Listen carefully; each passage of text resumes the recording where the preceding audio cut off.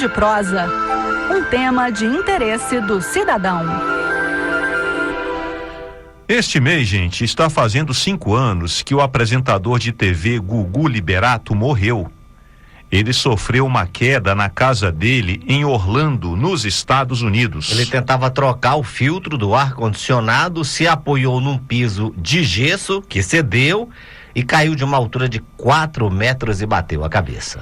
Acidente que matou Gugu foi em casa, o lugar em que geralmente a gente se sente mais seguro. Mas, como deu para notar com o que aconteceu com o apresentador, a casa tem os seus perigos. Então a pergunta é: como melhorar a segurança dentro de casa?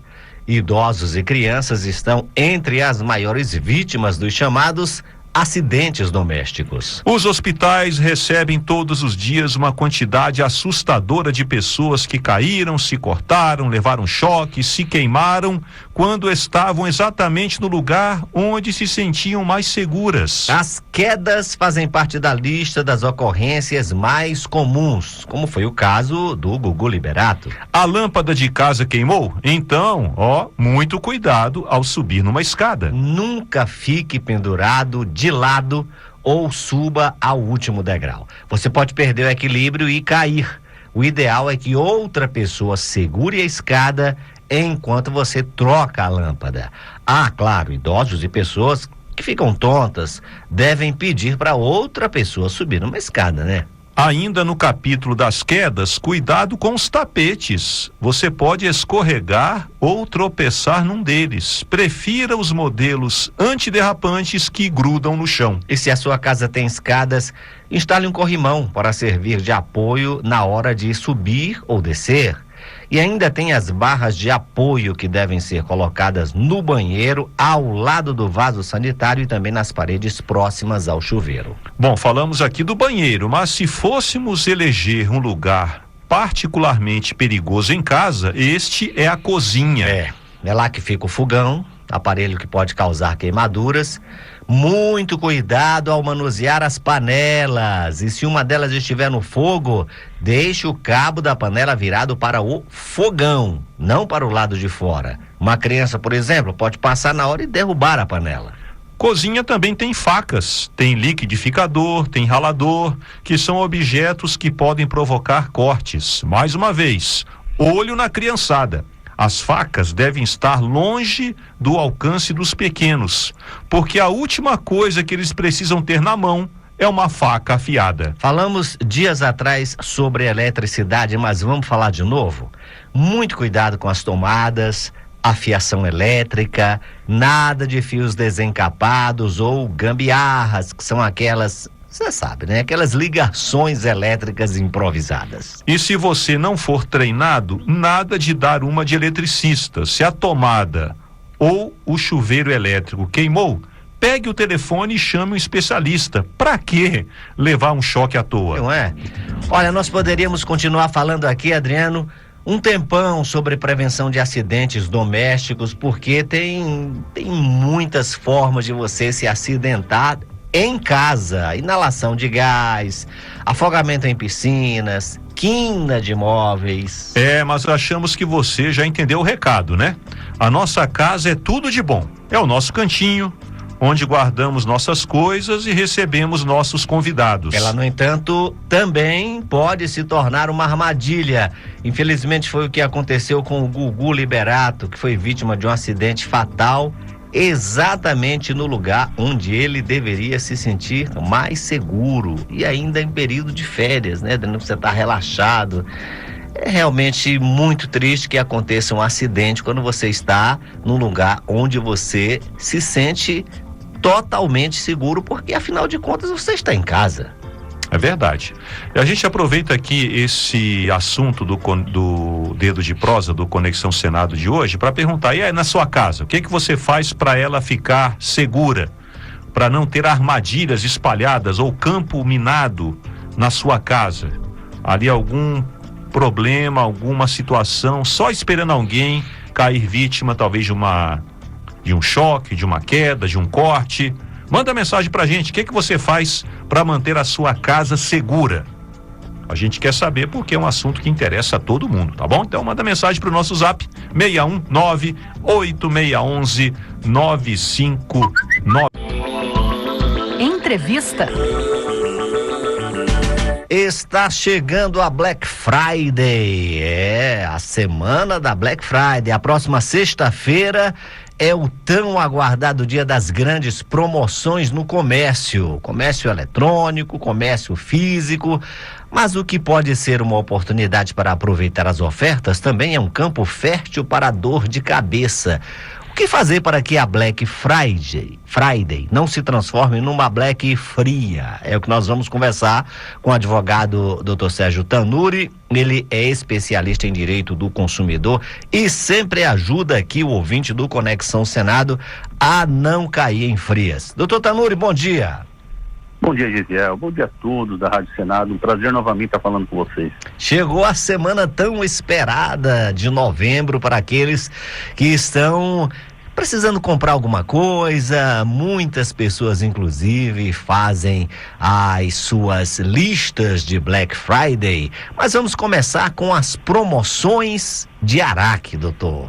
Aquelas promoções que parecem, mas não são. Como saber se aquele produto está com um preço vantajoso para o consumidor ou é uma enganação? Primeiro, quero deixar bem claro que a Black Friday é uma excelente oportunidade para o consumidor realizar boas compras, desde que tenha cuidado. E para não cair em promoções de levar a metade do dobro, que é aquilo que a gente vê nas Black Frias ano após ano, né? Que as pessoas, alguns maus comerciantes começam a aumentar o preço no final do mês de outubro, aí depois abaixam agora e falam que é metade e está dando 50% de desconto. A pessoa tem que acompanhar, começar a acompanhar aquele objeto de desejo. Por exemplo, vai comprar um videogame para o filho ou um celular, começar a acompanhar com 15 dias de antecedência para ir vendo se naquelas lojas, né, os preços praticados são aqueles que vão ter dado o desconto nessa semana. Black Friday, relembrando aí que é raro ser assim logo no final do mês junto com o 13º, porque o ápice das compras será nessa sexta-feira, dia 29, quando coincide com a data última do pagamento do 13º, né? Ou seja, vai ter um movimento, estão esperando mais de 5 bilhões de compras só nessa Black Friday. E então é muito importante a pessoa acompanhar. Se acompanhar, pode sim ter bons benefícios e sempre tomando cuidado para não cair em golpes nem em sites falsos. Agora, até para quem não acompanha, é preciso que a gente também use a tecnologia ao nosso favor, né? Ou seja, o consumidor usar a tecnologia a seu favor. Existem sites comparadores de preço que fazem esse serviço aí para o consumidor, ou não, doutor? Sim, existe. É muito bom esse serviço de comparação de preço. Você coloca lá a descrição do produto que você quer levar e aí vai aparecer aonde tem, né? O buscador vai mostrar a variedade de preços, onde estão ofertando aquele produto, se você pode escolher o melhor. Existe também aqueles sites que são um ambiente que você pode comprar lá dentro, né? É um mercado dentro do shopping. Então, você pode escolher dentre diversos fornecedores dentro desse portal. Isso é muito importante. E o consumidor só tem a ganhar com isso. Bom, a Black Friday, durante tempos passados, era aquela história de você bater perna pelo comércio, o comércio físico era a grande prioridade das pessoas, até porque o comércio eletrônico não era tão avançado. Dos últimos anos para cá, com o aumento das compras digitais, eletrônicas, sites, o comércio eletrônico é muito forte nessa questão.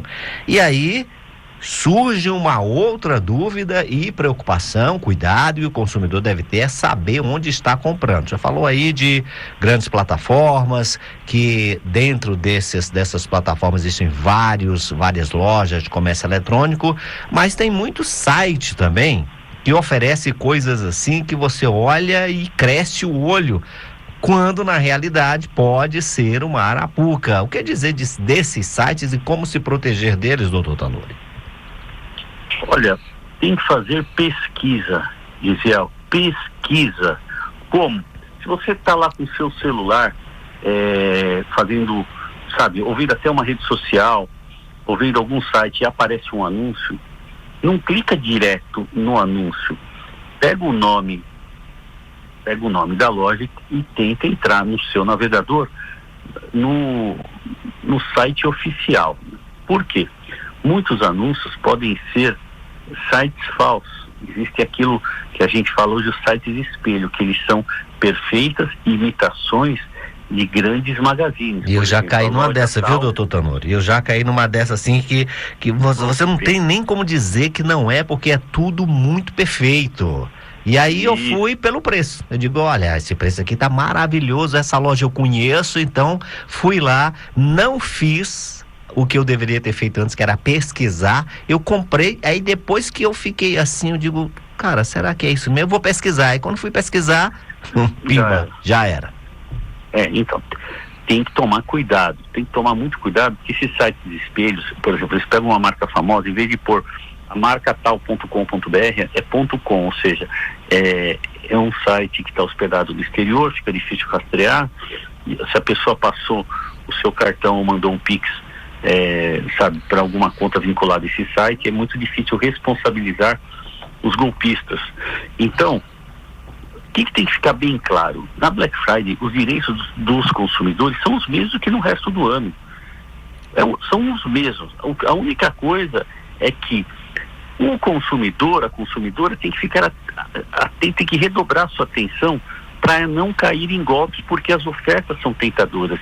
E a maioria das pessoas cai por ou inocência ou por ganância.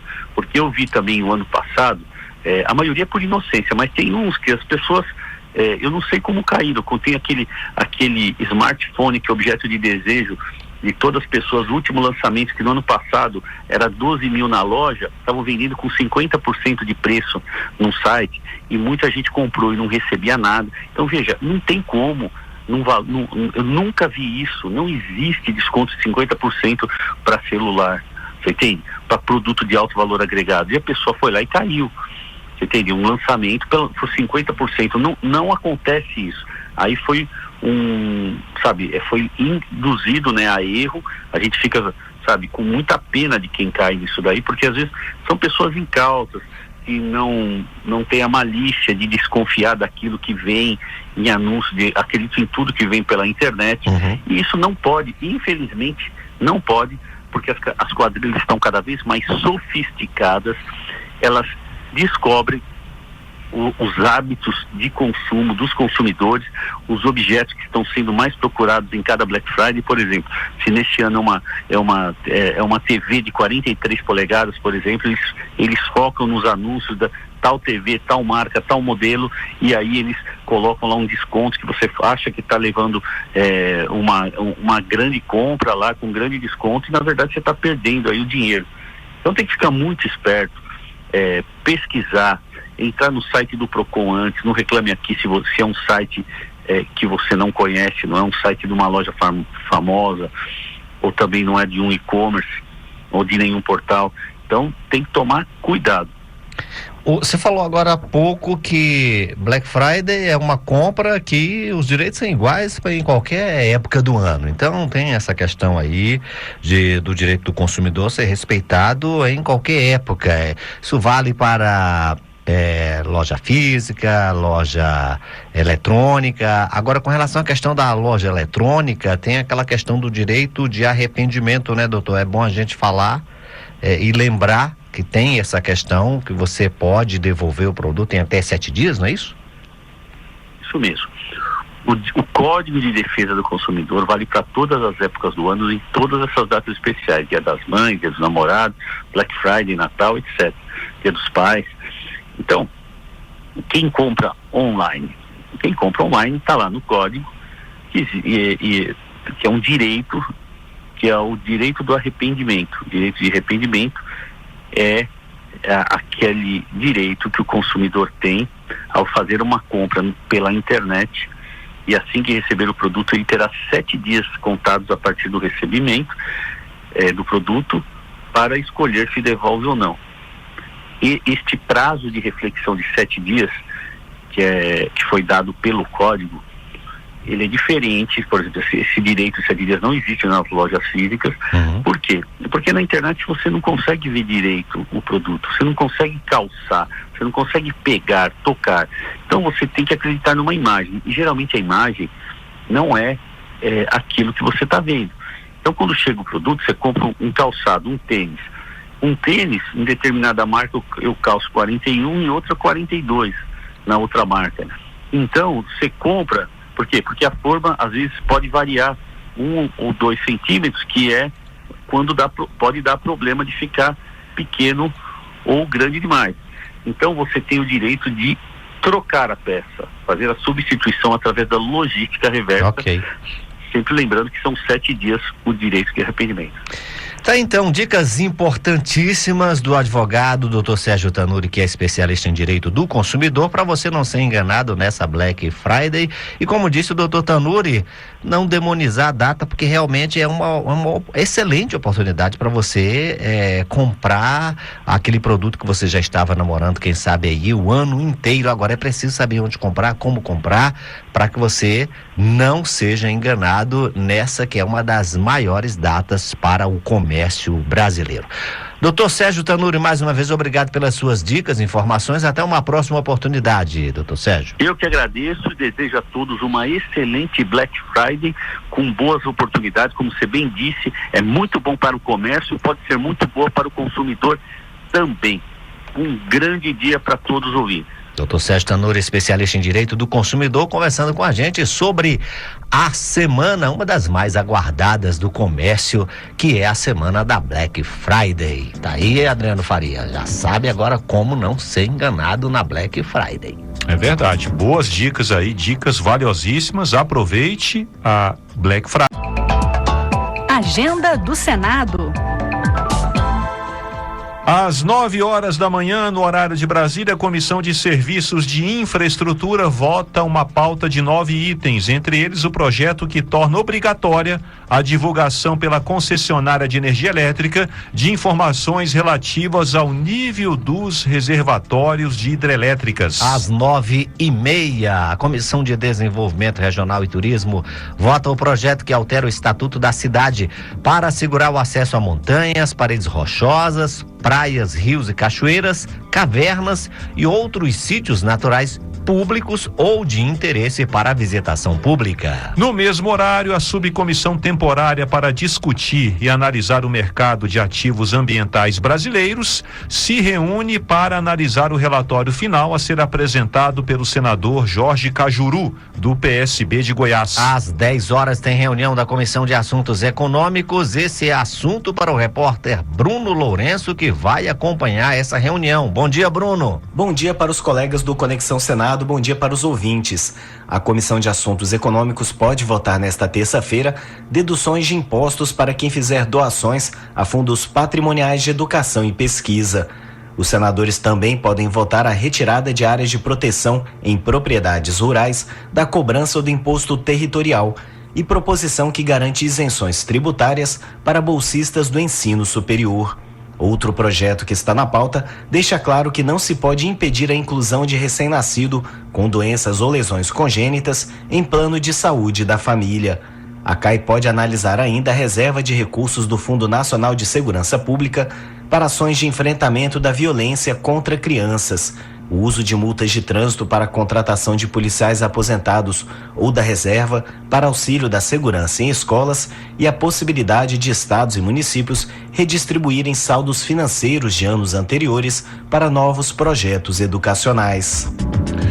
Bruno Lourenço, muito obrigado pelas informações. Também às 10h, a Comissão de Constituição, Justiça e Cidadania promove audiência pública para debater a regulamentação da reforma tributária. No mesmo horário, a Comissão de Educação e Cultura vota o projeto que assegura ao servidor da educação básica pública o direito de matricular os filhos na escola onde trabalha. Ainda na faixa das 10h, tem sessão especial no plenário do Senado para celebrar os 35 anos da Convenção sobre sobre os direitos da criança. E às 11 horas, a CPI das Bets vota 29 requerimentos e depois houve 5 depoentes. Quem vai detalhar essa reunião pra gente é o repórter César Mendes. Bom dia, César. Bom dia, colegas do Conexão Senado, e bom dia, ouvintes da Rádio Senado.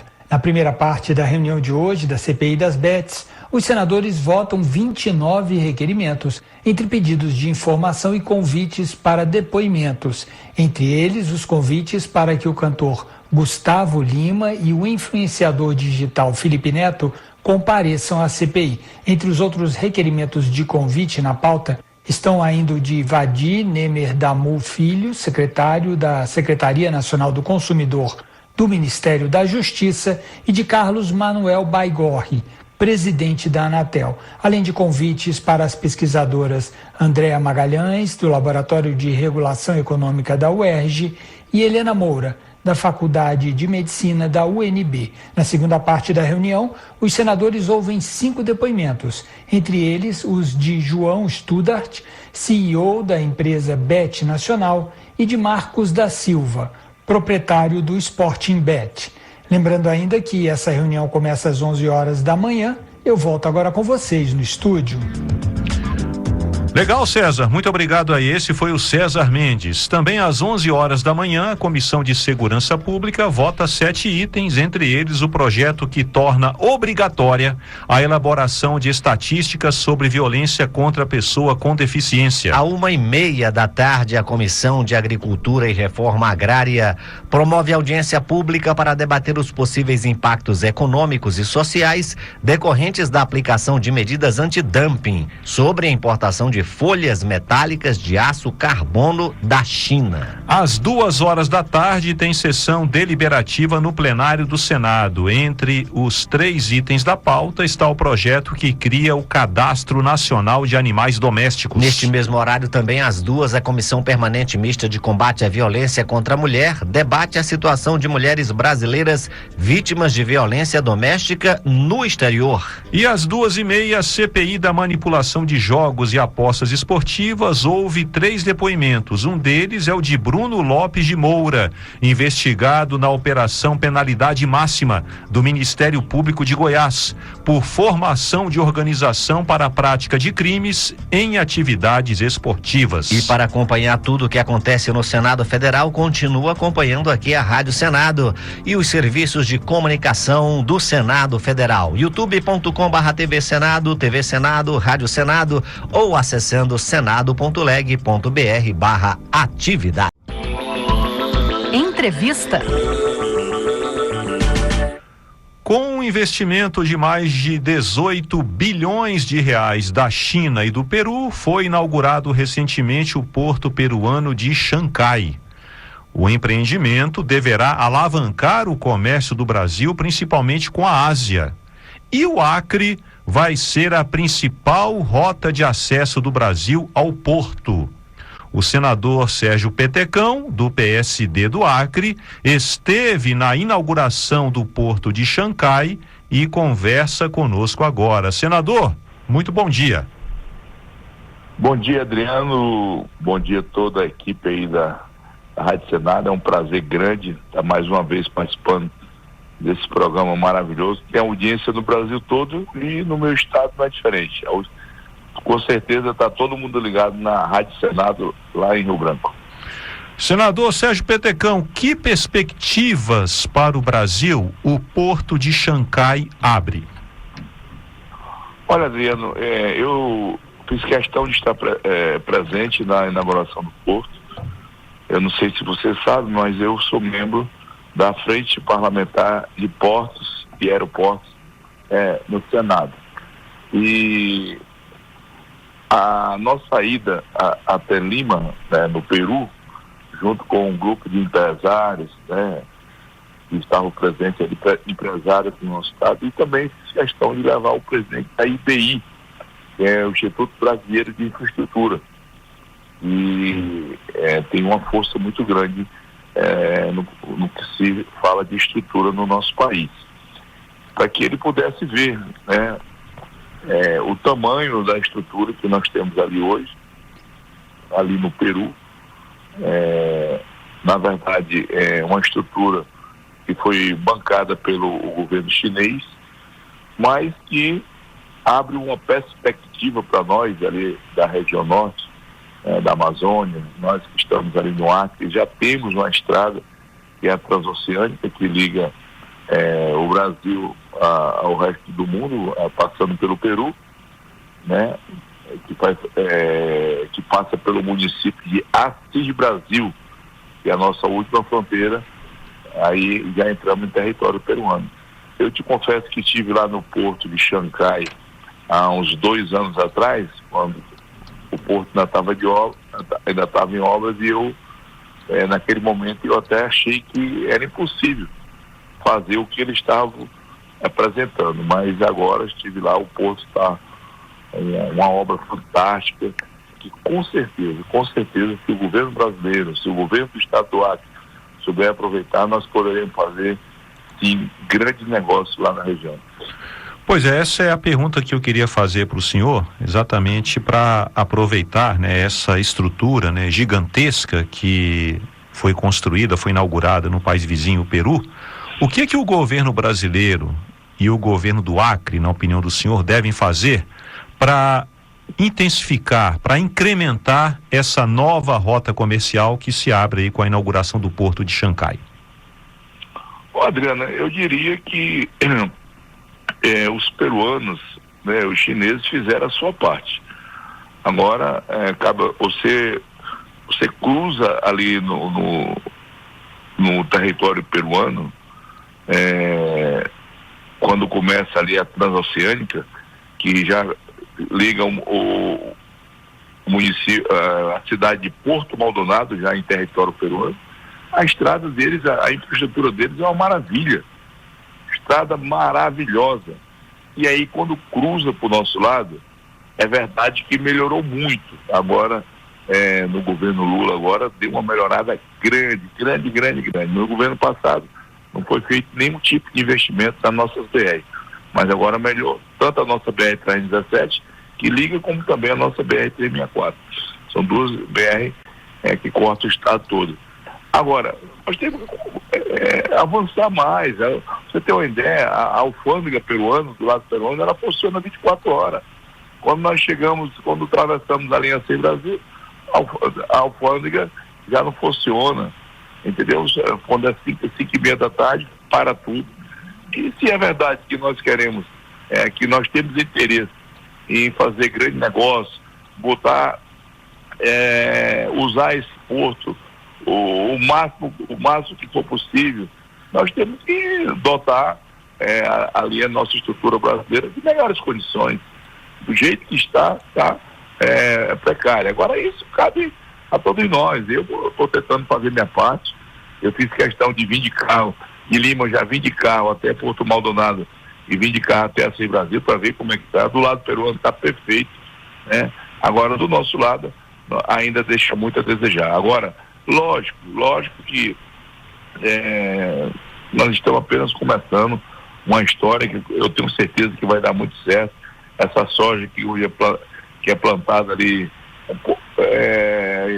em Rondônia, no Mato Grosso, com certeza essa soja, esse milho vai se coar todo ali, que os chineses têm interesse.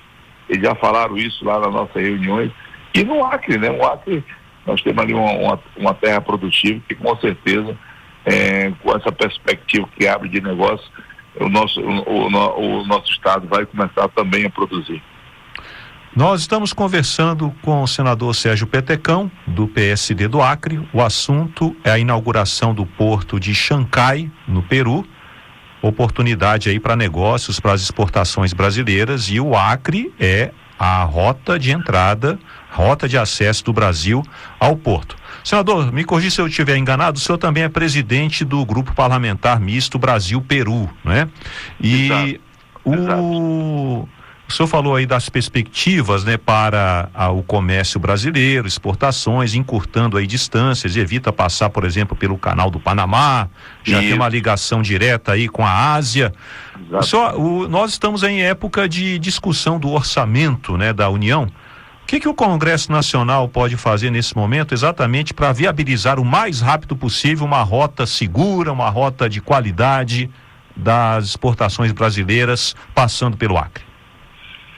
Olha, Adriano, para um futuro nós temos que pensar numa ferrovia, né? Porque se é verdade que o governo brasileiro tem interesse em exportar, fazer grandes exportações de grãos, né, ali para a região, ali para o Porto de Xangai, nós temos que pensar na ferrovia.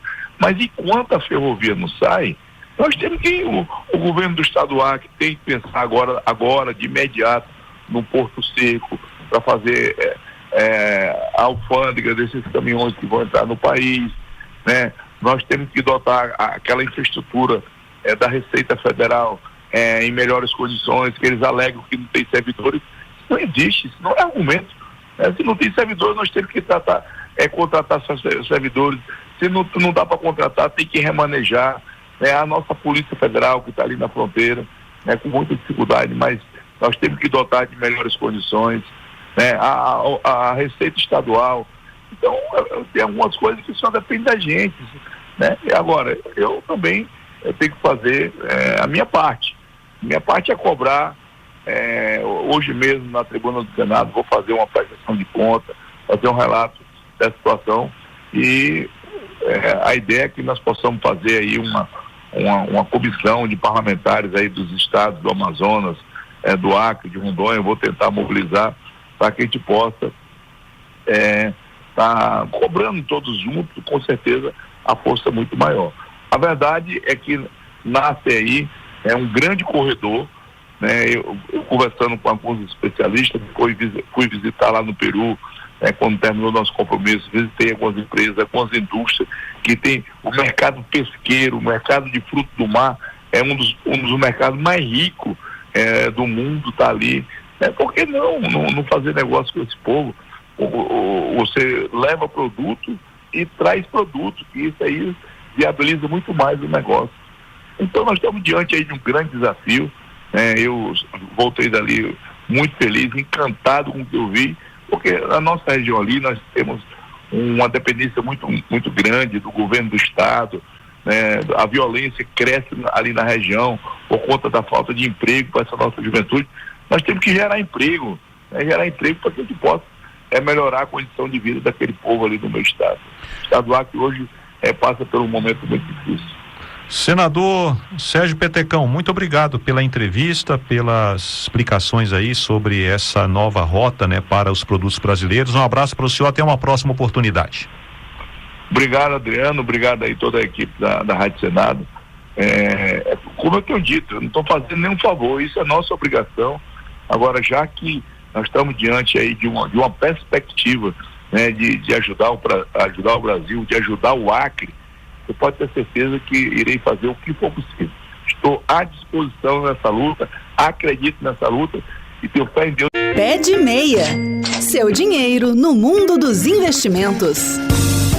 Olá, investidoras e investidores, bem-vindos ao Pé de Meia. Uma das coisas que as pessoas mais sentem dificuldades na hora de guardar dinheiro é como fazer isso de forma consistente. Segundo a pesquisa Raio-X do investidor brasileiro, apenas 3 em cada 10 brasileiros conseguem economizar. A falta de planejamento financeiro e o gasto em excesso atrapalham a saúde financeira de muitas pessoas.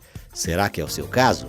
Poupar, contudo, não é uma atitude possível apenas para quem tem dinheiro sobrando. Aliás, se você olhar direitinho, geralmente quem tem dinheiro sobrando e não tem um plano, gasta o que sobra e não poupa.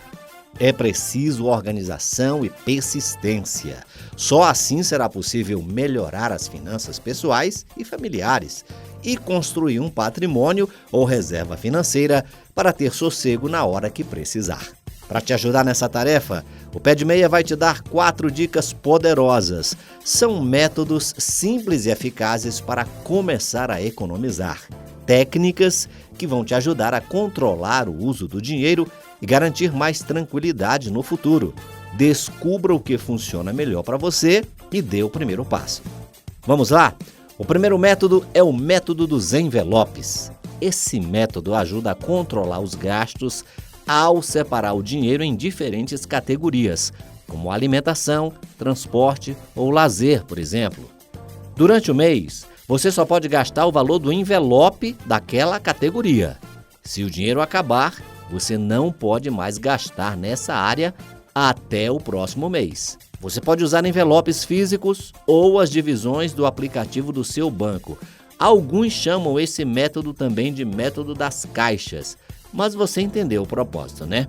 O importante é definir limites claros para cada tipo de despesa e respeitá-los. Experimente identificar as suas principais categorias de gastos, incluindo contas e necessidades básicas.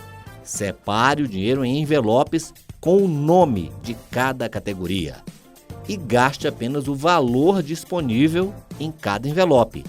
Quando o envelope esvaziar ou chegar ao limite, não gastar mais naquela categoria até o mês seguinte. É assim que funciona o método dos envelopes. O segundo método é o método 50-30-20. Esse método foi criado por uma senadora norte-americana chamada Elizabeth Warren. Esse método divide a sua renda líquida, que é aquele valor recebido depois de descontados os impostos, em 3 partes: necessidades, desejos e poupança. Assim, você equilibra suas finanças, garante um estilo de vida prazeroso e um futuro financeiro estável. E como é que funciona esse método 50-30-20? Bom, você vai destinar 50% da sua renda mensal para necessidades. Aqueles gastos essenciais que você não pode abrir mão. Moradia, alimentação, saúde, transporte. 50% vai para isso. 30% vai para os desejos, como lazer, vestuário, cuidados pessoais, presentes, viagens e outros gastos que trazem qualidade de vida. E 20% vai para a poupança ou para a quitação de dívidas. Parcelas de financiamento, poupança, investimentos para formar patrimônio, construir reserva de emergência e investir no futuro. Tem gente que divide esses 20% em metade para quitação de dívidas e a outra metade para poupança ou investimentos. Também pode ser. E daí vem o nome do método, 50, 30, 20. Outra regra dos 30 dias. Esse método é ótimo para evitar gastos desnecessários com compras impulsivas de produtos que serão esquecidos no armário. Eu costumo chamar de seguro contra arrependimentos. Em vez de comprar algo que você não precisa imediatamente, espere 30 dias. Anote o que você deseja ou deixe lá no carrinho de compras virtual e use esse tempo para refletir sobre as seguintes questões. Eu realmente preciso disso? Eu posso pagar isso sem comprometer o orçamento? Esse item vai melhorar o meu dia a dia? Se após os 30 dias você ainda quiser o produto, compre, mas sabendo que fez uma escolha mais consciente. Olha, na maioria das vezes você vai perceber que o que parecia ser uma compra altamente necessária era apenas o seu impulso de gastar ou o canto de sereia de uma vitrine bem montada. Faça esse teste. E por fim, o método Kakebo. Como você já notou pelo nome, esse é um jeito tradicional japonês de controlar gastos e poupar. E foi criado em 1904 por uma senhora jornalista chamada Hane Motoko, primeira jornalista mulher do Japão. Esse é um método simples de controle de gastos que incentiva a maior consciência sobre o uso do dinheiro. Ele divide as despesas em 4 categorias: necessidades, contas básicas, moradia, alimentação, transporte, saúde, desejos, lazer, roupas, jantares, etc., cultura, aprendizado e crescimento pessoal, como livros, cursos, museus, cinema, e os extras, que são aqueles gastos inesperados que surgem, emergências ou presentes, enfim. Esse método envolve registrar manualmente os seus gastos num diário, ajudando a identificar hábitos de consumo e promover ajustes. O resultado é a mudança no comportamento e na consciência financeira, com maior economia e redução de despesas desnecessárias. É simples, é eficaz, O método Kakebo é conhecido por aumentar o controle financeiro e a capacidade de poupar. Veja qual desses métodos se encaixa mais no seu perfil e comece hoje mesmo a poupar e ter mais controle sobre a sua vida financeira. Por hoje é só. Lembrando que você também pode ouvir o Pé de Meia na página da Rádio Senado na internet, em senado.leg.br/rádio ou em podcast no seu agregador de podcasts preferido. Pé de Meia, o seu programa de finanças pessoais da Rádio Senado.